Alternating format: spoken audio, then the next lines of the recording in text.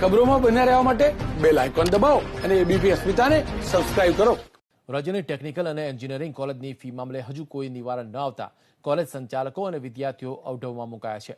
સમિતિએ સંચાલકોને સાંભળ્યા બાદ પણ કોઈ નિવેડો ન આવતા કેટલી ફી અને ક્યારે ભરવી તેના લઈને મૂંઝવણ પેદા થઈ છે. રાજ્યની ખાનગી શાળાઓની ફીમાં ઘટાડાની જાહેરાત બાદ ટેકનિકલ અને એન્જિનિયરિંગ કોલેજની ફીમાં ઘટાડાની પણ માંગ ઉઠી હતી. ફી મામલો હાઈકોર્ટમાં પહોંચ્યો. બાદમાં કોર્ટે ફી નક્કી કરતી સમિતિને સંચાલકો સાથે બેઠક કરી પક્ષ જાણવા આદેશ કર્યો. બાદમાં સમિતિએ 7 અને 8 ઓક્ટોબરે બેઠક કરી હતી, જેમાં સંચાલકોએ ફી ઘટાડવાનો સ્પષ્ટ ઇનકાર કરી દીધો હતો.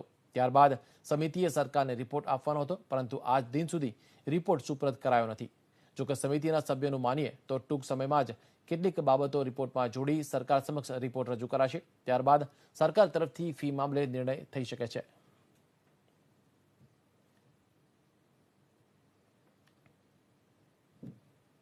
કમિટીએ પોતાના પણ મંતવ્યો ચર્ચ્યા અને કુલ મિલાકર સ્ટુડન્ટ્સ અને ઇન્સ્ટિટ્યૂટ બેને ઇનજસ્ટિસ ન થાય અને એક સુગમ આ જે પરિસ્થિતિ કોવિડની આવી છે, અનપ્રેસિડેન્ટેડ પરિસ્થિતિ આવી છે, તે પરિસ્થિતિને ખાળવા માટે એક સુગમ અભિગમ અપનાવવા માટેનો એક બેલેન્સ રિપોર્ટ રજૂ કરવાનું નક્કી કરવામાં આવ્યું છે અને ટૂંક જ સમયમાં આ રિપોર્ટ એ માન્ય સરકારશ્રીને રજૂ કરવામાં આવશે અને ત્યારબાદ સરકારશ્રી એનો અંતિમ નિર્ણય લેશે.